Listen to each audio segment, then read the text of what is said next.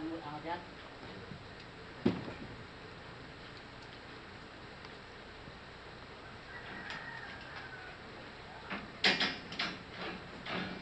Sikret.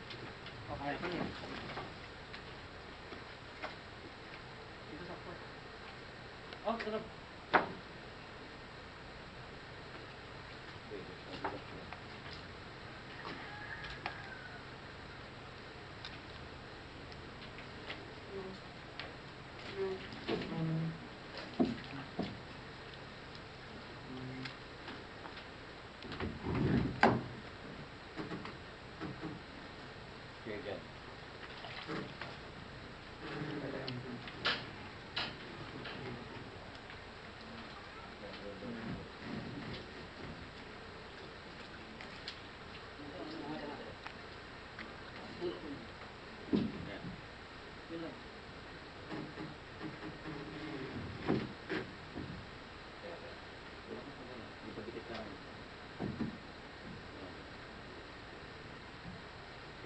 Ngayon yung ilalim.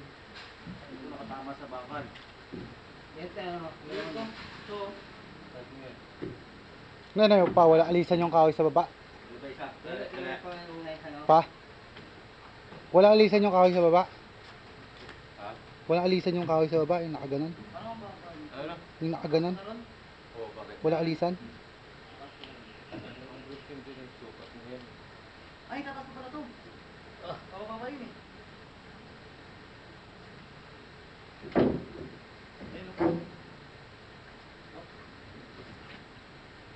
Yan, ang ganyan.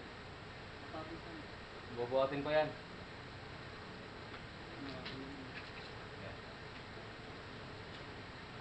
Magputol mo lang kaya ng ano, hindi may ano yan kung hindi malagyan ng bakal. Brace pa ilalim. Hindi na tutulak yung sa bakal. Pero tulad ito. Ito lagyan mo na ito ng brace. Magputol ka ng bakal na yung mga lumang bakal yan na ano natin. Para bisag agad. Tutulak pa yan doon eh.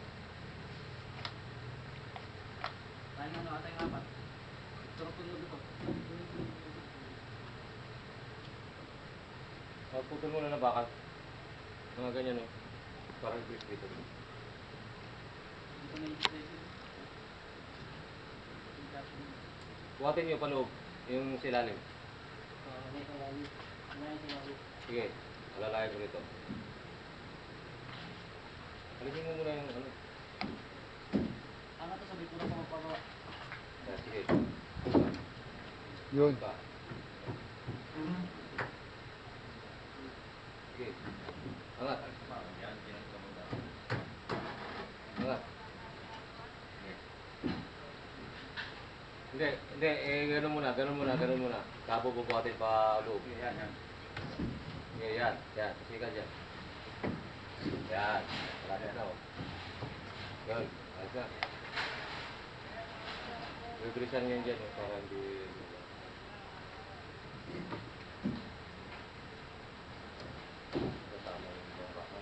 Wala yung kawali dito ah.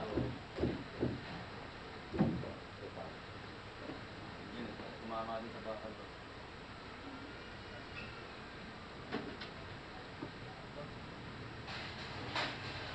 Sige, ito basta may brace ka sa ano. Antay na yan.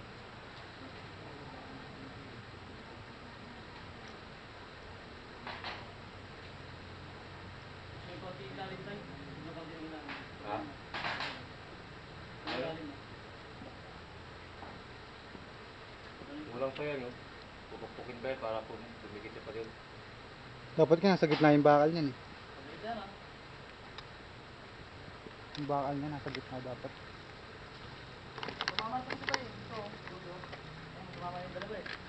So, nalagay nga ng bakal eh. Mapabalik yun. Wala na ito kakasin na ilalim nito. Wala problema, hindi na natatanggalin yung silalim eh. Sa magbuhusan dyan eh. Oh, pupunta mo na ng bakal.